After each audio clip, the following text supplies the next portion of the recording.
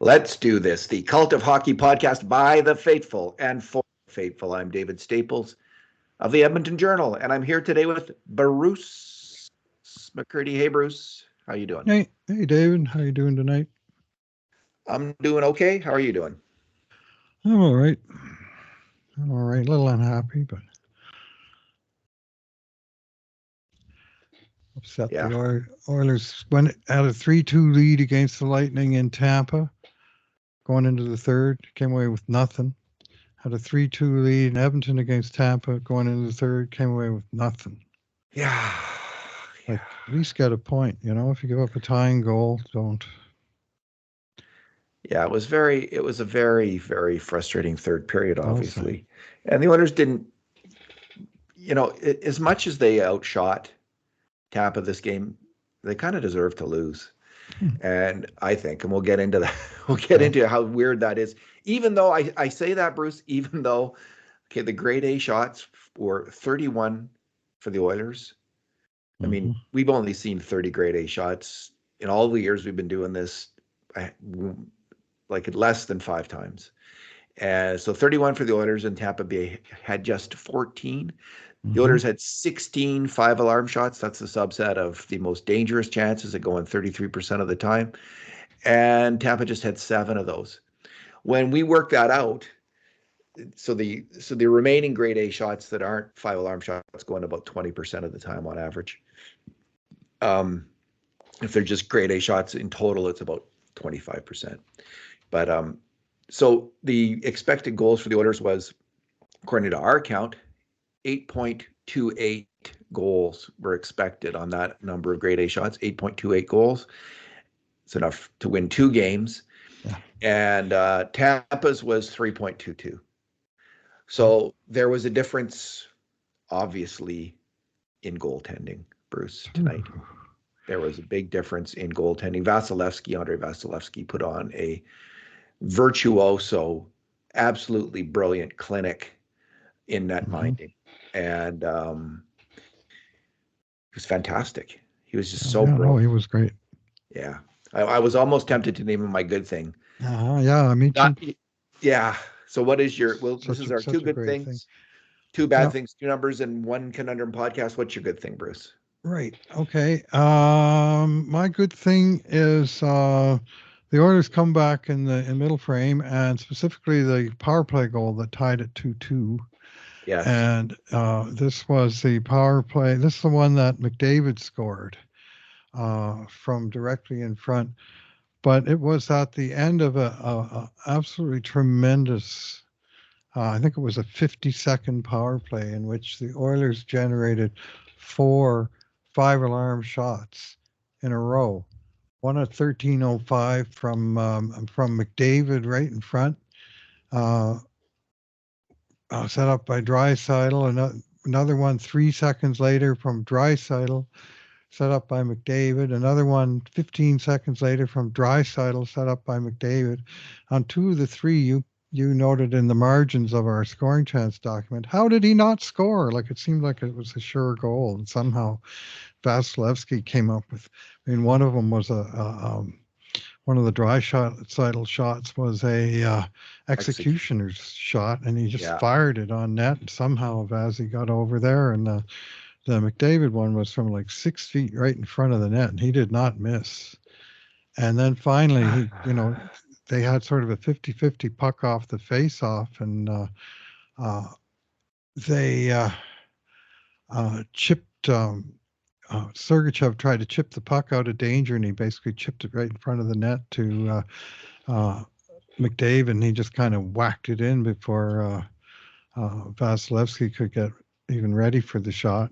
So the goal itself was actually probably the least dangerous of the 4 5-alarm chances that they generated in 25 seconds. But that goal was, was just relentless, high-end pressure, and creating. It wasn't just they had the puck in the zone and were passing it around. They were generating very dangerous shots on net, and finally earned the tying goal. And this was a game where the Oilers had 14 shots on net in the power play in just under 6 minutes. Their power play generated 14 shots and 2 goals. It was cooking, and it almost won them the game, Bruce. And yeah, they finally got a bounce on that McDavid goal right off the faceoff. Like they hadn't been getting any kind of puck luck to speak of, but that was just a really, really fortunate bounce right out of McDavid's stick, and he's kind of just slammed it home, and it caught Vasilevskiy off guard. Yeah, the first shot for McDavid that he saved was a nice pass from Draisaitl, and I just couldn't believe it wasn't in. He just nailed it. And Vasilevskiy made a nice. He got his arm up and stopped that shot. What a goalie! He's an incredible goalie. At least it wasn't their backup goalie. Bruce, this could be worse. This could have been their backup goalie called up from the farm that we've seen so often beat the Oilers. So this, at least they were beat by the best goalie in the world tonight, and that's going to happen. One of the very, very best for sure. And he showed tonight. How often do you see a game where a goalie gives in 4 goals and he's named first star, and meanwhile the guy scores 4 goals and he's only the second star? And you know what? They got it right. They did get it right. And so that wasn't just a homer call either. That was without Vasilevskiy, like this is like 8-5 or 10-5 or something. Oh, the Oilers they just poured it on in the second period. They just kept coming and they were playing great hockey, honestly. That line of Draisaitl, Janmark, and Foegele, I was really impressed with. I mean, they had a few defensive breakdowns as the game went along, but they really were flying out there on the attack and looked like they had some real chemistry. So, although this game did seem to me like the coach was fiddling around with the lines a little bit more than usual, Bruce. I might be mistaken about that, but it seemed like there was a bit more of that going on, which I don't necessarily love. My good thing, it's the Oilers are down 2-0. They've had a pretty rough first period where they've actually outplayed Tampa Bay and deserved probably to lead, maybe 1-0. But it's not to be. And then Tampa Bay, who have a very strong power play, not surprising with people like Stamkos and Kucherov and Point.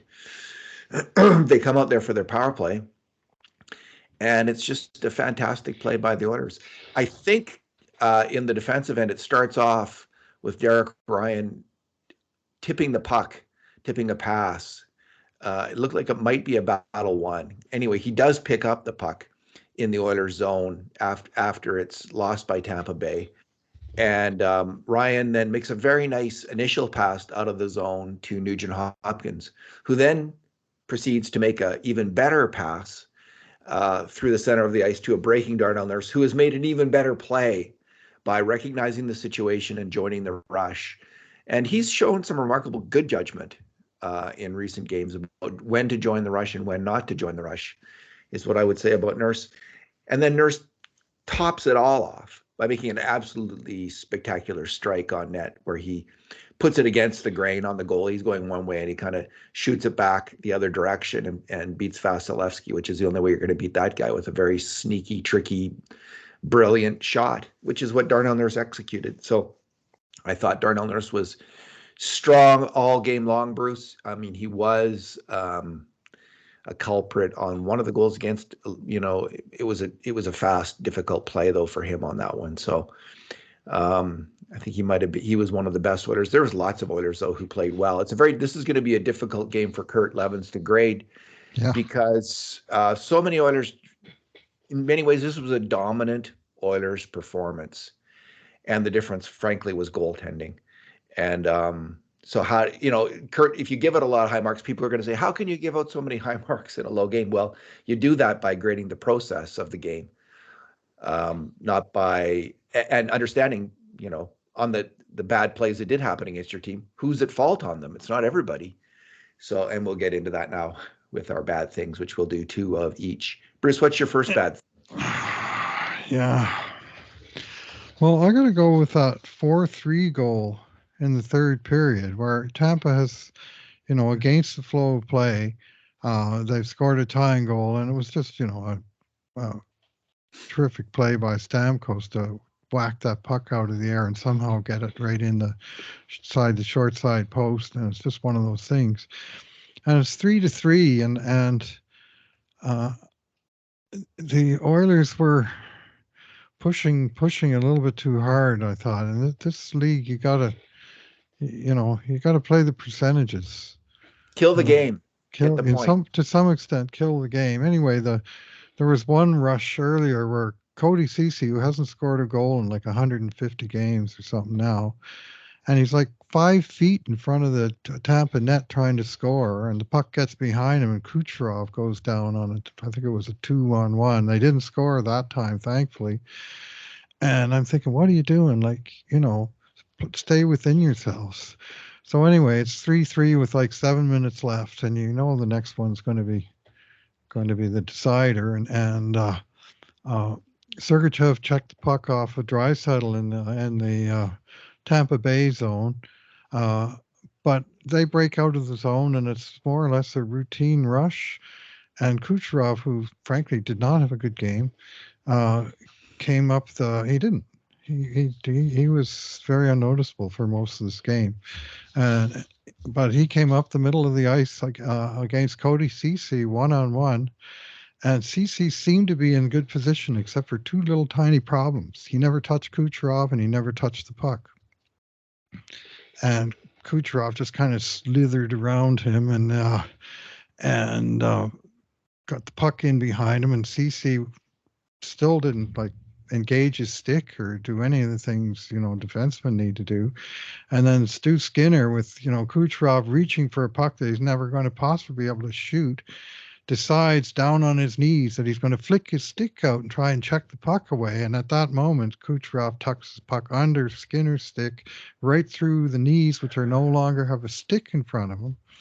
Right, you just stay there and you have your stick on the ice, and that shot has absolutely nowhere to go. So I thought that was miserably played by both Ceci and Skinner. And all of a sudden, it's 4-3 Tampa, and Yeah. you know the rest. Yeah. I mean, it was a good there's. play by Kucherov, but it was. Oh I yeah. mean, the Tampa announcer said that was about the only thing he did all night. So. Well. Yeah. Yeah. Leon.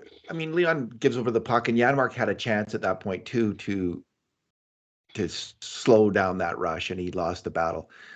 You'll have to look at it again. I thought they were significant errors, but maybe they're more minor errors, although it is an offensive zone turnover leading to a rush against, and then Janmark can shut it down. Checked. He doesn't. He did. He's taken the puck in, and he puck off his stick, checked off his stick. Yeah.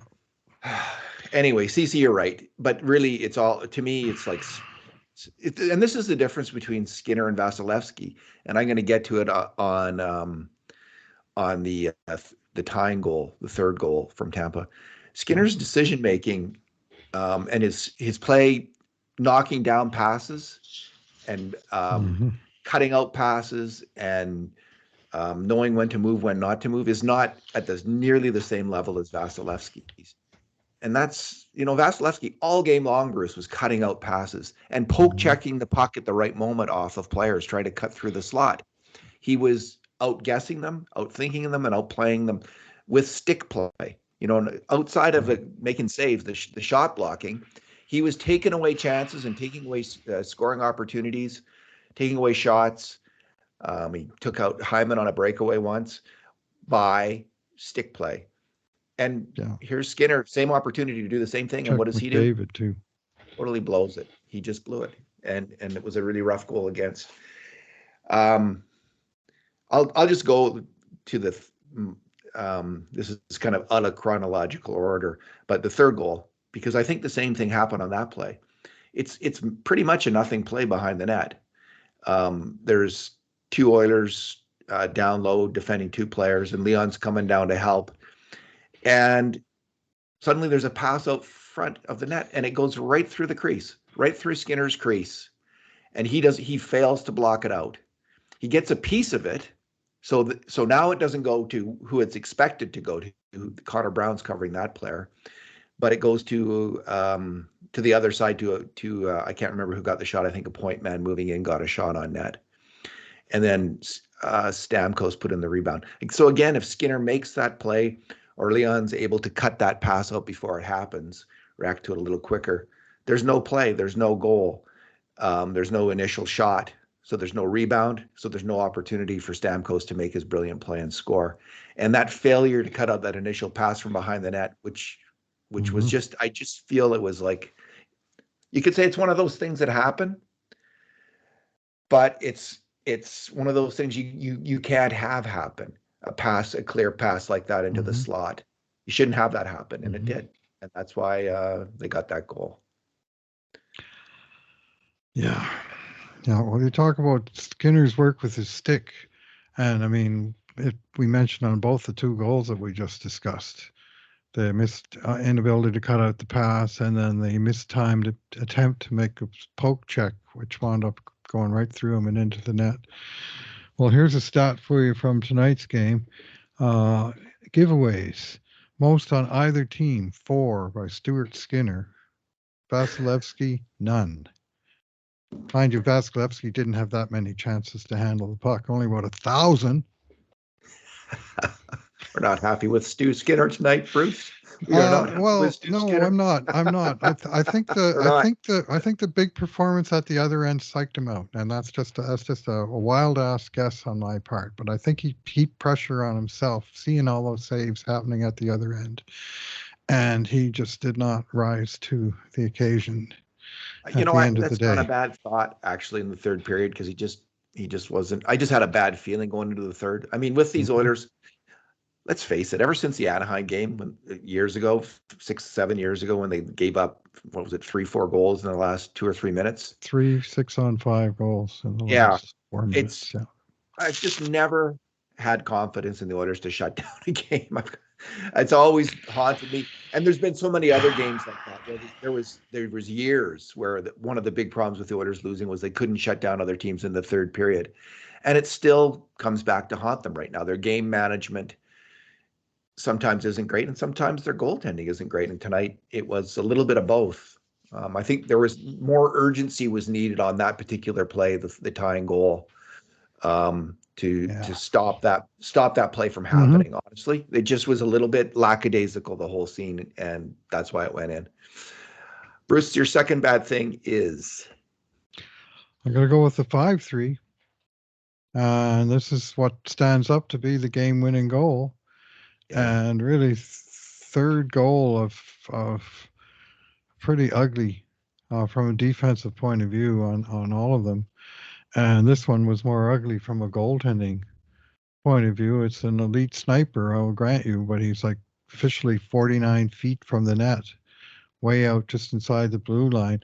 And he flat out clean beat Stu Skinner with a wrist shot. And that just has to be stopped. Yeah. I don't have any other comment than when I don't either. There's nothing else to say about that. Nothing else to say. I mean, you could say okay, I do have something else. You could say Evan Bouchard could have been a little bit more aggressive on the shot, got a little closer to him, and disallowed the shot. But it is quite an outside shot. So, just stop the puck. Okay, my bad thing is the Oilers' start to the game. And it's going to start with Leon's penalty. I didn't love it. Just take the body, You're a bigger guy than him, and you're sticking your stick in there between his legs against the NHL's number one con artist flopper, Kucherov. What do you think is going to happen? And it happened. They get a power play, an early power play. So that starts off the sequence of pain. And then it continues with Derek Ryan breaking his stick on the face-off. And it's an interesting question, what to do on a 5-on-4 power play if you break your stick. Should you go to the bench? And I often think, you should go to the bench, take that chance and go to the bench and get a stick. That's the smart play. I sometimes wonder if that's the smart play. But tonight, that's exactly what Ryan did. And it's one of the rare times that it happened. It was just so enticing. He was so close to that stick. But when he went out to get that stick, suddenly it was a 5-on-3 with Kucherov, Point, Stamkos passing that puck around. I think it was those three. And those are three guys you do not want to allow any kind of 5-on-3 action. Because if Ryan hadn't gone out, he might have been able to cut out that pass. or Nugent Hopkins might have been in a different position to cut it out. There probably wouldn't have been a goal if Derek Ryan had stayed in the play. Now there might have been a goal 10 or 15 or 20 seconds later, because those guys can also cut you to pieces if you don't have a hockey stick. But he went out there, he got the stick, and they just passed it around, and they scored a beautiful goal. It kind of went into the slot, bounced a little bit, and Stamkos put it home. That was a really tough play, and got off on the wrong foot this game. Yeah, Ryan, he didn't go very far out of his way, because he was on the left wing boards, and the very end of the bench closest to him had the stick sticking way out over the boards. He had to go about 15 feet to get it and another 15 feet back, but it was too much. And it was just opened up the lane for, a couple seconds. But Shazam. A bridge too far. Yeah. Yeah. It was not quite the... he made a bad error in the game at Tampa Bay on a bad line change, which was hard to accept. This one I accept. He took a chance. It didn't work. Yeah, I agree. Hard to cut out a pass without a stick, man. It is. So, and it wasn't especially like the second period. Guys. It wasn't the second period, and the bench wasn't 1,000 feet away. It was right there. He took a risk and got burned. What's your number, Bruce? Yeah. Well, I think I have to go with the new number, which is just cropped up on NHL.com. 57, which is now the official shots on net by Edmonton in this game, to 24. And I do believe they were saying that is a club record. That had been 56. So the Oilers set a club record tonight by peppering Andrei Vasilevskiy with 57 shots, including 19 to 10 in the third period that the Oilers lost 5-1. They did. And they did score 4 goals too, right? That's enough to win a game. They got 4 goals. Yeah, they got enough goals to win this game, even if you're not calculating expected goals. And by the way, Natural Stat Trick had a 6.36 expected goals for Edmonton, 2.1 for Tampa, so triple.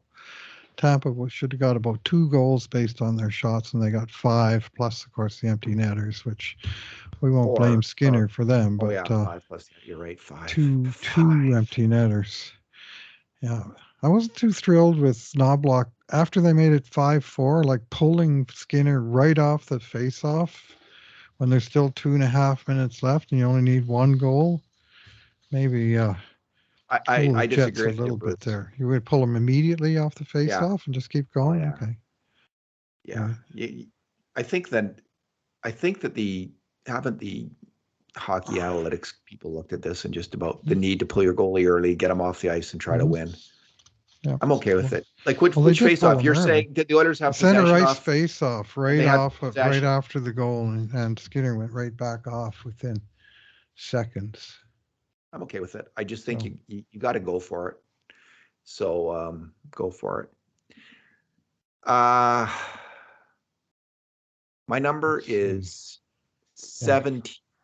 8 seconds and he was gone. 17 is my number, Bruce. That is the number of major contributions to grade A shots from Connor McDavid tonight.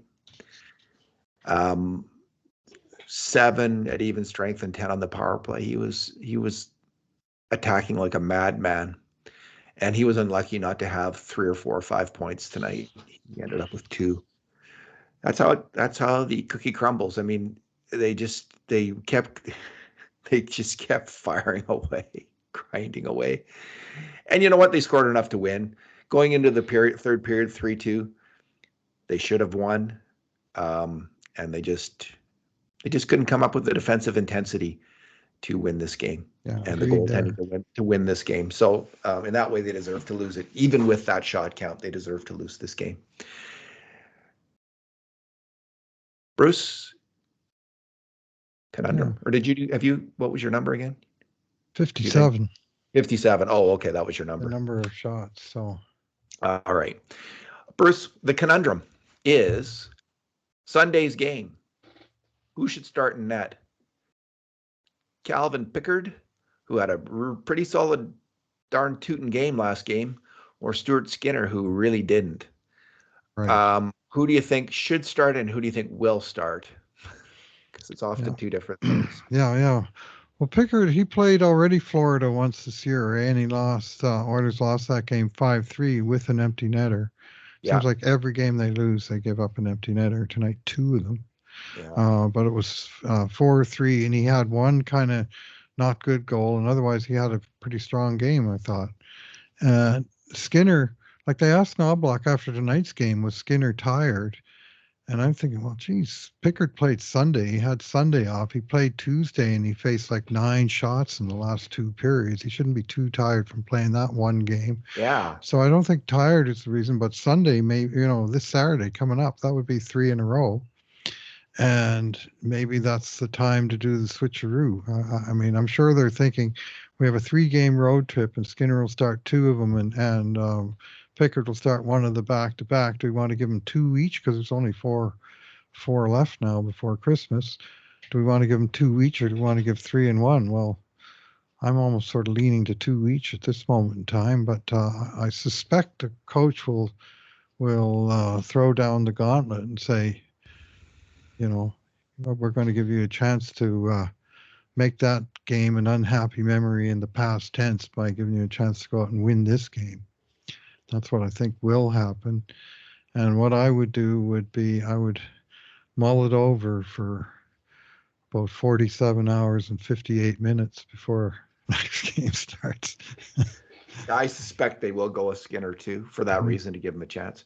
Did you notice this? Like, Bruce, I don't know anything about goaltending, but I did notice this, that Skinner seemed to be falling forward a lot, Yeah. even when he was making saves, and when he's off. And it maybe, Yeah. okay, am I wrong about this, or have No. you noticed this too? And There's this a is tendency when he's off that he starts falling forward as Mhm. opposed to being kind of steady and solid in the net, upright, square to Mhm. the shot, and not falling forward all the time. Maybe it has to do with certain kinds of shots that he falls forward on, like there's a cross ice pass. So that's what I noticed, him falling forward, and it was just like kind of freaking me out a little bit. that 2-on-1 I mentioned earlier where CC got caught deep in the zone and the 2 Yeah, guys got behind him. On that one, the pass was made. I think it was Kucherov who shot it, and Skinner came over and he just kind of almost fell on his face. And Kucherov tried to beat him upstairs and put it over the crossbar. And so I guess he was successful, but it sure was not by the book in any way, shape, or form. On the it other leaves you hand, kind of who out used of to fall position. forward all the time? Dominic Hasek. Well, there And you what go. he used to do was fall forward and cut down the angle to the top of the net because he was coming towards the puck. Oh, I But see. he also had, he was a wizard of the net mining profession. That He was an acrobatic goalie, whereas Skinner's more like play the odds, cut down yes, the angles, like get in yeah, front of the shot, make the first save. And yeah, anyway, it's just, it would be interesting to talk to someone yeah, uh, who knows goaltending better than you or I do, yeah. and who really knows it inside out, to talk about that and understand that, Hmm. because it's something that I don't know about. And it strikes Right, me as often when he looks not looking right, Skinner, that's a tendency. So that's what I'll say that I've noticed. right. Well, the bottom line here is that when you outshoot the other guys by 33, you don't expect to lose by 3. You do not. You do not. I'd like them to go. I think. What do I think? I don't know. You can see the argument for going with Pickard or Skinner, because he Hmm. is your main guy, and you do Hmm. want to give him the ball and say, "Okay, show us. You Yeah, show us." And he really has played well enough in recent games. he's This been is his good up first. until tonight, He's but he's been good. So it's like, okay, there was some kinks in your game here. Work those out. You show us that you're ready for the next game. And it is 2 days rest, is it not? Like it's nope, Friday, it's Saturday. Saturday. It's they play Saturday, not Sunday. I Saturday, thought. yeah. Okay. And then Just they one then they day. have 2 days off after that as they fly down east, and they play next week Tuesday, Thursday, Friday, 3 and 4 days. So Pickard will start one of those, likely the game at New Jersey, which is the team that he beat. Well, Skinner wasn't. He, wasn't an easy night. I mean, he had 14 grade A shots. That's the season Mhm. average pretty much for the Oilers. How much, although in this hot run, they've been giving up 10 a game, not Right. 14.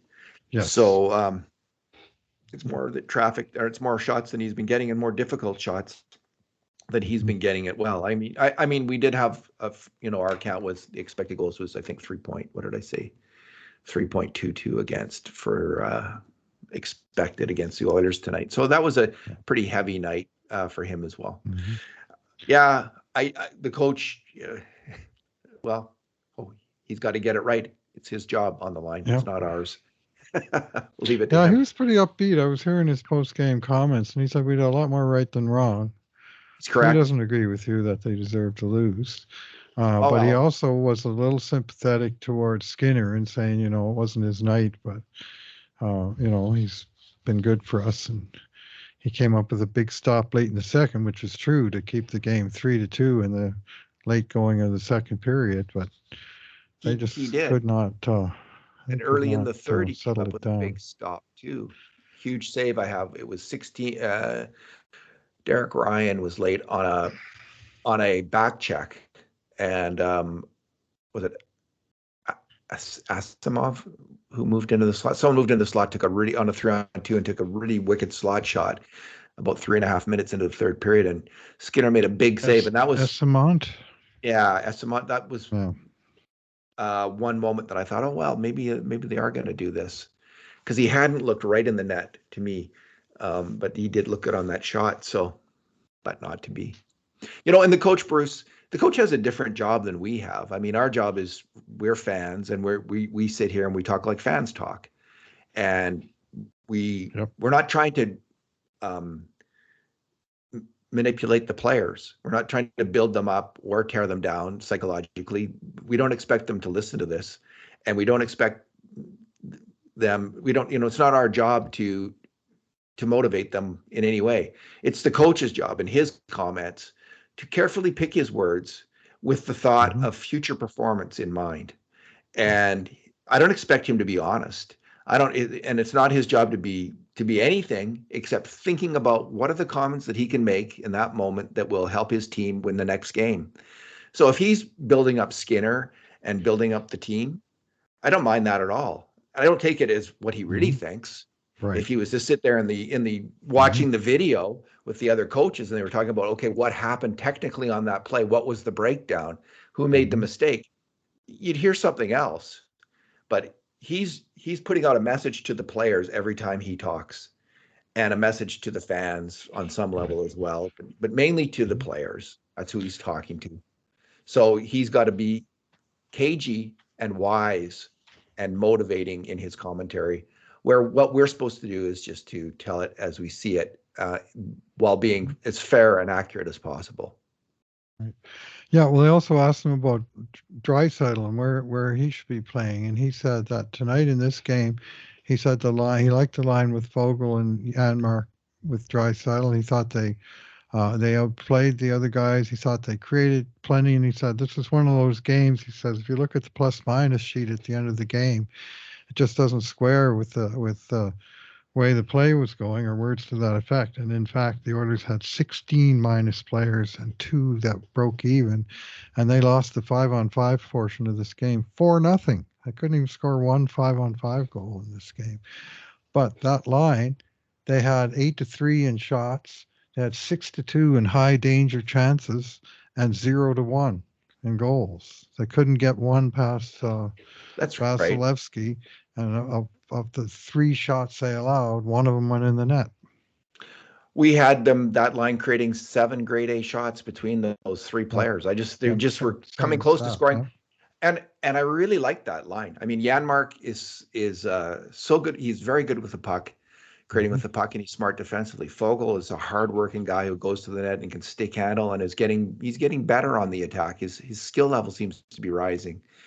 And Leon Draisaitl is one of the NHL's best players. And I just thought that line looked way better than Draisaitl looked with Kane and Brown. So, who aren't the defensive players at this point that Janmark and Fogel are. So I like that. I like that group of players, and I think one of the reasons they had so many grade A shots this game was because they had the second line going as well. And it was the McLeod line now with Brown and Kane that was kind of lagging, I thought, and not that effective.